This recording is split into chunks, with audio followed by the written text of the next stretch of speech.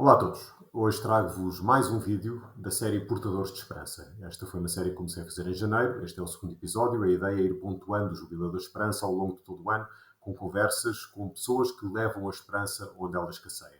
Hoje temos exatamente um desses casos, se calhar numa das suas facetas mais dramáticas, porque é uma realidade com que nos confrontamos muitas vezes, tanto por ver na rua como por termos eventualmente familiares ou pessoas próximas que são apanhadas nesta teia, que é a teia da droga, do vício, do álcool, do jogo, todo o género de adições que levam as pessoas a serem escravas em vez de serem livres. O Padre Pedro Quintela é o fundador e responsável do Val d'Acor, que é uma instituição que acolhe e trata estas pessoas, conhece como poucos esta realidade e vem falar-nos de como é possível neste mundo que parece ser quase a encarnação do desespero, como é possível levar a esperança a estas pessoas e também às suas famílias, que muitas vezes são as que mais sofrem com estes problemas. É uma entrevista muito interessante, deu-me um grande gosto ter esta conversa e espero que vocês também aproveitem ao máximo e que continuem a acompanhar todos os meses estas conversas até ao final do jubileu. Muito obrigado. Padre Pedro, o mundo da dependência pode ser descrito como um mundo de desespero? Os traços mais significativos é o facto das pessoas que vivem dependências, vivem apenas indisponíveis e apenas interessadas naquilo que a si mesmas se podem oferecer. Portanto, e o que se podem oferecer é a repetição dolorosa, a repetição insana de gestos que uma vez mais vão trazer peso, vão trazer desgosto. As pessoas, portanto, vivem sem que nada possa surgir de muito diferente do gesto que ontem, uma vez mais, pesou sobre a vida e desmanchou a vida. O Padre Pedro tem uma experiência muito longa, pode-nos contar assim em traços muito breves, talvez, o que é que o levou a fundar o Val d'Acor, que é o centro que trata pessoas com dependência, não só toxicodependência, tanto quanto eu percebo, e o que é que o levou a interessar-se por este mundo? Uma das coisas mais importantes foi a leitura de uma entrevista com Henri Catá, que é um francês, um homem que trabalhava no imobiliário, um empresário rico, e que ali pelos meados dos anos 70 percebe que a sua vida estava atolada em burocracia, ou estava atolada numa fortuna que não era a que o preenchia humanamente, e portanto ele próprio arranca com uma comunidade para pessoas dependentes e, portanto, em torno de algumas ruínas, uma ruína chamada Berdine. Eles começam a reconstruir a casa, e esse reconstruir da casa, ele percebe que também é o reconstruir da vida, né? Portanto, a leitura desse texto para mim foi muito importante no final dos anos 80. Encontrei-me também na rua por acaso ou por providência com pessoas que eu percebi que estavam em situação de dependência. Lembro-me de ter ido ao bairro da Quinta das Laranjeiras, perto de Moscavide, e de me ter encontrado com o escuro, com o sórdido, e daquilo tudo, aquela confusão toda, me ter feito também, de ter tornado uma pergunta para mim: mas o que é que anda a fazer com a vida? Enfim, depois aqui de umas conversas que fui mantendo, antes de mais, com o meu bispo de então, o Dom Manuel Martins, e essas conversas foram permitindo, dizendo ao bispo que havia esta inquietação da minha parte, porque a igreja não tinha nenhuma presença nesta área, e o Dom Manuel acolheu-me com o seu carisma e com a sua paternidade. Então vamos continuar a conversar. E, portanto, a pouco e pouco fui reunindo informação e verificando que o meu coração estava contente na fé, com esta hipótese de fazer um trabalho, uma missão em nome do meu sacerdócio nesta área, pouco a pouco as coisas foram se confirmando e, portanto, as pessoas que se foram juntando, tudo foi correndo bem como confirmação de que o Senhor me queria fazer essas coisas. Nós tendemos a pensar, quando falamos de dependência, mais na toxicodependência, mas há muitas outras. O que eu lhe queria perguntar era se, na sua experiência, há dependências menos más ou piores, e socialmente, qual é que é a dependência mais preocupante, assim, do nosso tempo de agora? Este é um tema que me interessa muito. Há qualquer coisa de inquinado, há qualquer coisa de venenoso, que, no entanto, corresponde a uma ferida de fundo que todos nós transportamos e que as pessoas dependentes assumem. Quer dizer, o homem é feito para qualquer coisa que ninguém pode dar ao homem. Portanto, nós trazemos connosco uma ferida que não tem proporção com nada que nos possamos oferecer uns aos outros. É curioso que no jargão das pessoas que usam, antes de mais, quem usa as drogas ilegais, é curioso que essas pessoas falam da sua vida como uma vida de consumo. Quer dizer, há aqui qualquer coisa de coerente com o que nós chamamos de sociedade de consumo. A sociedade de consumo promete-se como um amante feliz às pessoas, se me abraçares, se me beijares, se me acariciares, eu ofereço-te tudo o que precisas para ser feliz. E de facto as pessoas que consomem substâncias, antes de mais, são pessoas que levaram isso até ao fim e que foram enganadas pelo slogan, foram enganadas pela promessa, mas quer dizer, havia qualquer coisa prometido que depois veio-se a revelar de falso. A sociedade de consumo oferece inúmeras experiências da pessoa poder compensar-se. E em todas elas há como que depois um desencontro, um choro. Então, quer dizer, a relação de dependência, eu gosto pouco da palavra dependência. Depender é pendurar para baixo, não é? É óbvio que todos nós temos relação com as coisas e com muitas coisas e com os outros. Temos uma relação que muitas vezes é insubstituível. Quer dizer, eu preciso de água, preciso de pão, preciso dos outros. Agora, ao enumerar as coisas assim, o que me liga aos outros é uma relação de dependência. Então, de facto, quer dizer, pode haver muitas experiências de dependência não ligadas a drogas e que estão aí. As pessoas podem depender do trabalho, podem depender do desporto, podem depender da aparência, podem depender de prestígios vários, podem depender do dinheiro. Quer dizer, são realidades que, de alguma maneira, penduram a vida para baixo. Uma relação de dependência é uma relação que me desumaniza. Uma relação de dependência é uma relação que me torna indisponível como pessoa. Não sou capaz de construir, não sou capaz de me dar, não sou capaz de esperar, não sou capaz de comunicar, tanto estou sempre na existência, na ótica do utilizador, não é? Estou sempre à procura de qualquer coisa que me falte. Ao contrário da dependência, a relação permite que cada um protagonize o que tem de próprio, não é? Quando a relação é muito saudável, quando a relação é muito, diria, humanizadora, surge para mim a palavra oposta à dependência, que é a palavra comunhão, não é? O que é a comunhão? É o outro ser necessário para eu me expandir como pessoa, é o outro ser necessário para eu crescer, é o outro ser necessário para eu me afirmar. Os filhos têm uma relação com os pais de dependência, ou têm uma relação com os pais de comunhão. Quer dizer, os pais, bendito seja Deus, quando os pais então puxam pelos filhos, e a comunhão significa que os filhos vão ser eles próprios pessoas, vão ser pessoas na sua independência, mas beneficiando dessa relação. Ora bem, então há muita coisa que penso que pode estar na vida. Eu diria que as coisas todas podem estar na vida de uma maneira de dependência. Quer dizer, trabalhar é uma coisa boa, estudar é uma coisa boa, saber é uma coisa boa, ter dinheiro pode ser uma coisa boa. Tudo isso pode se tornar profundamente venenoso, não é? Hoje o que talvez seja mais complicado sejam os miúdos, a juventude que bebe álcool ao mesmo tempo que fuma haxixe. Isso do ponto de vista da estrutura psíquica das pessoas tem efeitos bastante nocivos, não é dito. Eu, na minha experiência de padre, por exemplo, tenho algumas 2, 3 dezenas de pessoas que acompanhei no enterro por causa de suicídios.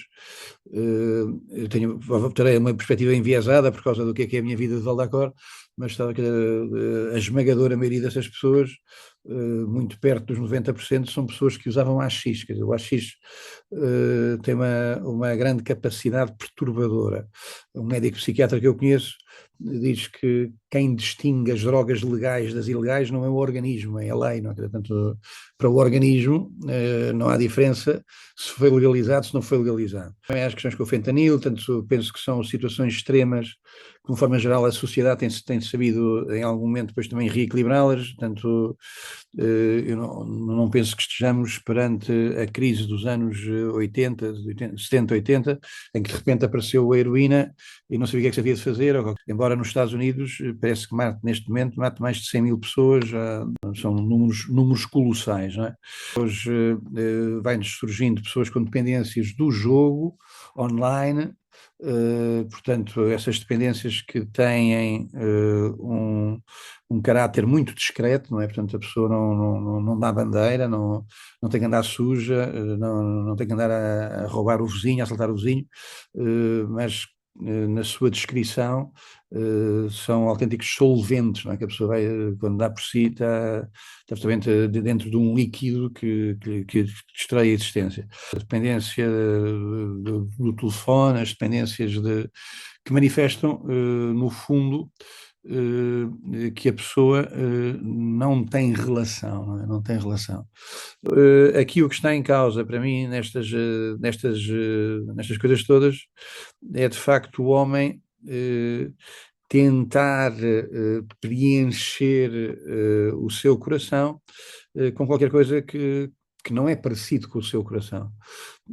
Há aqui qualquer coisa que nos tem sido recusado, e de alguma maneira o tratar a fé como uma questão de uma maneira optativa. Quer dizer, há pessoas que jogam futebol, há pessoas que gostam de música clássica, há pessoas que gostam da relação com Deus. Para a minha maneira de olhar para o homem, para aquilo que encontro no Evangelho, há qualquer coisa que não nos aconteceu, há qualquer coisa que ficou por realizar em nós, se não nos encontramos com aquilo para o qual fomos feitos. Olha, tem grande importância na minha vida, na minha pregação, na maneira como olho para as pessoas, como estou com esta gente. A frase tão conhecida do Santo Agostinho, criaste-nos para vós, Senhor, e o nosso coração não descansa enquanto não repousa em vós. E também dou particular importância ao facto desta frase ser dita no plural, porque quer dizer, não se trata meramente de uma descoberta que eu faço sozinho a ler ou sozinho a perguntar pela vida, é uma descoberta que eu faço na comunidade. Voltando aqui ao tema da esperança, o grande, quer dizer, a dádiva que desperta para a esperança é a vida comunitária. Quer dizer, o desespero é sempre uma coisa de solidão, o desespero é uma coisa de contar só comigo, não é? O desespero tem que ver, é um expediente do isolamento, da solidão, e portanto, quando a pessoa descobre que há uma comunidade, que há uma relação, que há uma pertença, que há outros que olham para mim para me fazer o bem, penso que é claramente o grande momento de passagem. As pessoas chegam ao Val d'Acor ou chegam à minha vida, chegam por razões, diria, meramente médicas ou mecânicas, à espera de virem à oficina, estão lá na oficina uma temporada, para resolver a coisa e seguir e irem embora, portanto, sem qualquer tipo de vontade de pertença. Há um momento absolutamente de viragem no percurso das pessoas, que é quando as pessoas descobrem que eu preciso de comunidade. Quer dizer, eu preciso que cuidem de mim, e eu também vou resolver se cuidar dos outros. Alguém trabalhava connosco, dizia uma coisa para mim muito interessante, dizia que o percurso de quem está em tratamento está metade dele está feito quando a pessoa começa a querer cuidar do outro.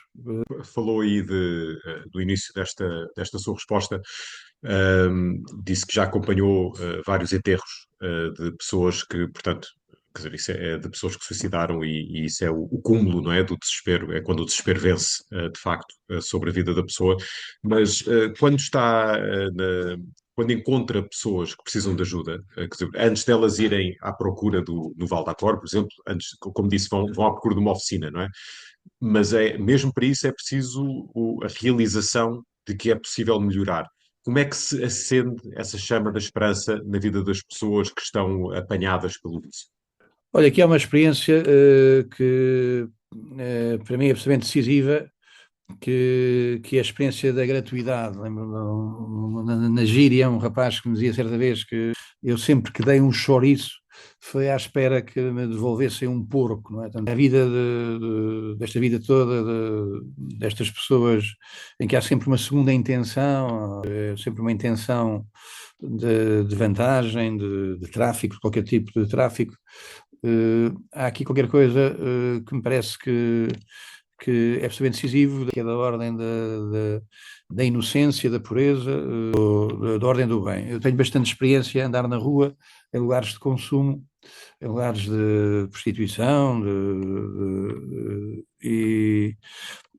portanto, em lugares, a partir de lugares perigosos, e fico absolutamente impressionado com a maneira como, quando sou recebido, diria sem risco, não estou a dizer que não tenho as minhas prevenções, mas a maneira como as pessoas, quando chega ao padre, chega alguém que vem por bem, não é? Ora bem, mas porquê? Mas em nome do quê? Eu penso que há uma memória no coração, uma memória de que há água limpa, de que há intenções que são do bem. Então, nesse sentido, eu parece-me que a aproximação às pessoas, a aproximação repetida, de quem vem por bem, não é? Mas parece-me que das coisas mais curiosas é as pessoas começarem a perceber que alguém se aproxima delas sem uma má intenção. Dos maiores bandidos que eu conheci na minha vida, tinha assassinado outras pessoas. Era um tipo que trazia droga da Venezuela, um esquema, e esteve preso aqui em algumas prisões importantes em Portugal, algumas prisões de alta segurança. Eu tenho rapidamente, como era muito esperto, chegou às prisões e percebeu-se logo os esquemas, quem é que roubava quem, os guardas que roubavam. E portanto eu lembro-me dele chegar aqui ao Val d'Acor e depois contar-me um bocadinho à frente que quando chegou cá as pessoas falavam honestidade. Lá uma terapeuta, e ele que é muito desperto disse: já te dou-te 3 dias e já percebo onde é que tu estás a roubar, onde é que estás a enganar. Portanto, passou um dia, passou 2, passou 3, e começou a estranhar de ver que não havia esquemas, não havia ali esquema. E portanto há aqui uma experiência diria, de passar aos outros o que nos foi dado, passar a água limpa do Evangelho, a água limpa da experiência cristã, e que penso que a pouco e pouco se vai tornando convincente. Eu creio que estas pessoas têm uma vida tão destruída, são, no entanto, hipersensíveis à inocência. Tenho aqui algumas histórias de lealdades de pessoas, de bandidos, que acho que depois, uma vez dada a volta, nos une uma grande lealdade, tendo feito a experiência de que há o bem. São pessoas que depois também finalmente podem também mostrar-se assim, não é? Mostrar-se assim. Mas há aqui um fator que é importante, que é a família, não é? Que palavra de esperança para as famílias que se encontram nesta situação? O que nós fazemos, isto também é para nós decisivo, também é oferecer família às famílias. Às vezes a pessoa que consome poderá não ser a mais doente da família, às vezes a família traz consigo complicações grandes, Às vezes a família está destroçada por uma família que aquilo tudo parece comum, tudo parece normal, e eis que alguém anda a demolir a família. Passam-se os meses, os anos e alguém anda a desconstruir a família. Penso que uma das características fundamentais do trabalho que nós fazemos é oferecer família à família, também nesta coisa que nos acontece a todos quando estamos em casa. A casa é um lugar onde podemos falar, não é? Onde podemos falar sem termos que estar a avaliar o interlocutor e sem termos que estar a medir o interlocutor. Nós oferecemos às famílias um lugar onde podem ser escutadas, e, portanto, também esta coisa que depois que obviamente que é decisiva, oferecemos à família a nossa própria experiência, que é de que se pode renascer, não é? Da primeira vez nasceu-se na biologia, na segunda vez pode-se nascer numa outra história de amor, numa outra dor, numa outra delicadeza, numa outra dedicação, mas pode-se renascer já com muitos anos, como o Senhor diz a Nicodemos, pode-se renascer, e essa experiência que nós fazemos e que oferecemos.